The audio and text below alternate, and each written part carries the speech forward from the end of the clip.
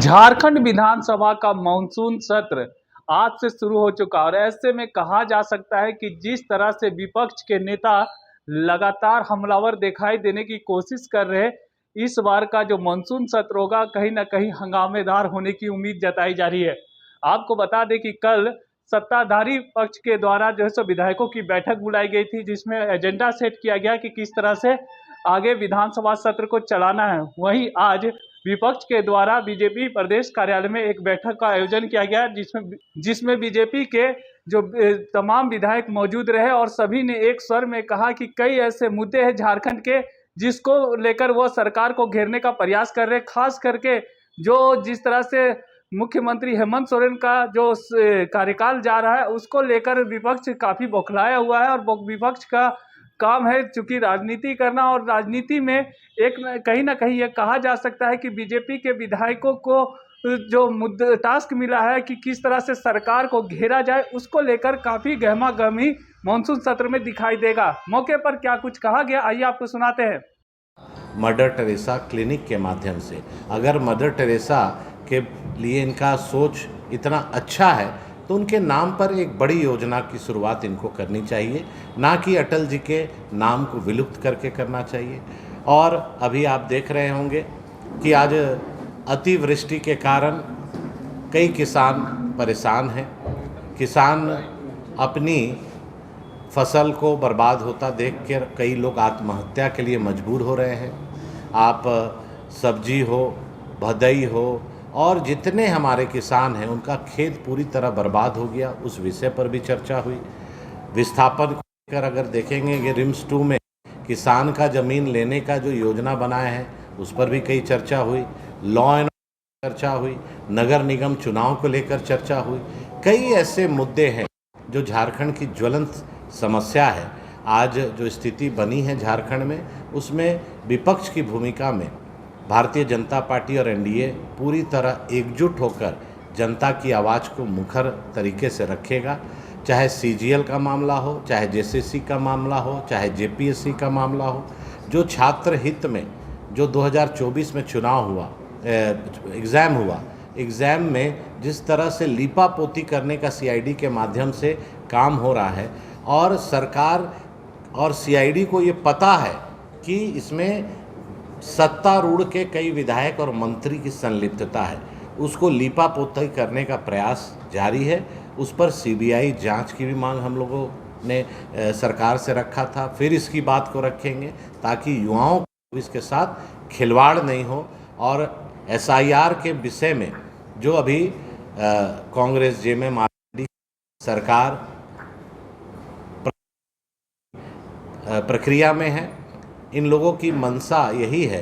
कि झारखंड नहीं पूरे देश में बांग्लादेशी और रोहिंग्या मुस्लिम स्थापित हो जाए। वोट बैंक के खातिर देश की आंतरिक सुरक्षा का भी इन्हें ध्यान नहीं है। तो हम लोग यहाँ के जो स्थिति है, जो लैंड जिहाद चल रहा है, लव जिहाद चल रहा है, अब वोट जिहाद के खातिर ये जो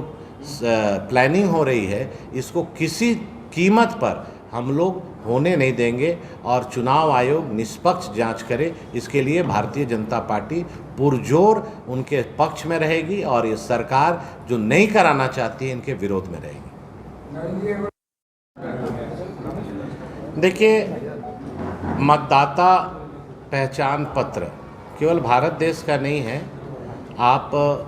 पूरे विश्व में देखेंगे तो सिटीजनशिप के लिए एक प्रमाण रहता है। तो सिटीजनशिप जो देश का हमारा है वो मतदाता पहचान पत्र है। हम इस देश के नागरिक हैं, उसकी पहचान ड्वेल नागरिकता कैसे पहचान पत्र आप मानेंगे? आधार कार्ड एड्रेस प्रूफ है हमारा, जो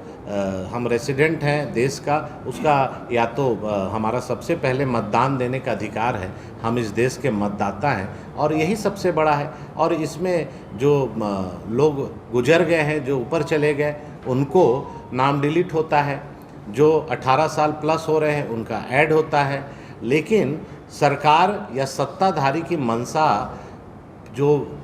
वोटर लिस्ट से नाम जो हट रहा है, उसमें देखिए आज बिहार में प्रेस कॉन्फ्रेंस होकर चुनाव आयोग ने क्लियर कहा 1 महीने का समय दिया जा रहा है। 1 महीने में जिनका नाम उसमें छूटा हुआ ऐड करा लीजिए, कोई आपत्ति है तो ऐड करा लीजिए, कोई आपका नाम में स्पेलिंग मिस्टेक है तो सुधरवा लीजिए। तो मेरा यही सोच है और पार्टी का यही विचार है कि इस तरह की जो चुनाव आयोग की कार्यक्रम है ये हर साल होना चाहिए और माइक्रो लेवल पर देखना चाहिए, और जो फर्जी मतदाता हैं, जो अवैध घुसपैठिए हैं, उनको मतदाता सूची में केवल नाम नहीं कटना चाहिए बल्कि उनको डिपोर्ट करना चाहिए और हथियार लगाकर उनको जिस देश से वो आए हैं वहाँ पहुँचाने का काम होना चाहिए। कांग्रेस का कल बयान आया था कि भाजपा एसआईआर को पेशा को लेकर बात करेगी, लेकिन ओबीसी आरक्षण और सरना धर्म कोड को लेकर नहीं बात। देखिए, अभी सबसे पहले तो नगर निगम आज ओबीसी आरक्षण को लेकर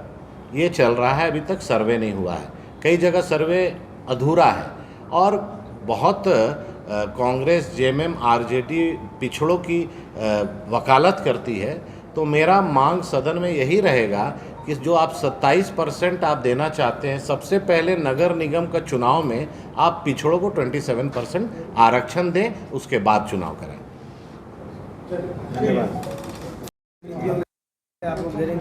देखिए, आज हमारे नेता प्रतिपक्ष और प्रदेश अध्यक्ष जी की अध्यक्षता में बाबूलाल जी के निर्देशानुसार विधायक दल की बैठक हुई और कई ज्वलंत मुद्दे झारखंड के परिप्रेक्ष्य में हैं और झारखंड में अभी हम लोग महसूस कर रहे हैं कि जो स्थिति उत्पन्न हुई है और कांग्रेस, जेएमएम, आरजेडी की जो सरकार है ये विकास मुखी काम पर फोकस्ड कम है और नाम बदलने पर विश्वास ज़्यादा है। हाल के दिनों में हम लोगों ने देखा कि विश्वविद्यालय श्यामा प्रसाद मुखर्जी का नाम बदल के उसको नाम बदलने का काम किया गया। अभी हम लोगों ने देखा जो झारखंड के निर्माण में जिनका अहम भूमिका थी, जिस खुली झारखंड में हम लोग सांस ले रहे हैं, अटल जी का देन है और आज झारखंड हम लोग को प्राप्त हुआ है और उनके नाम पर अटल क्लिनिक पूर्व की रघुवर दास की सरकार में हम लोगों की शुरुआत हुई थी और सरकार नई योजना लाती और नाम रखती तो हम लोगों को खुशी होती, लेकिन दुख इस बात का है कि झारखंड के निर्माता पूर्व प्रधानमंत्री अटल बिहारी वाजपेयी जी के नाम पर जो अटल क्लिनिक था उसका नाम बदलकर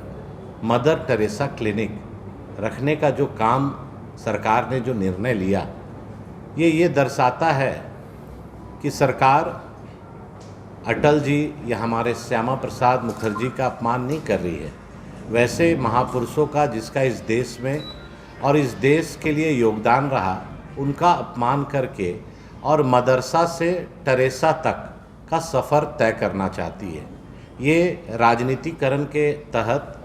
जो अटल क्लिनिक का नाम बदलकर मदर टेरेसा क्लिनिक करेंगे और गांव देहात में हम लोग देखते हैं, समझते हैं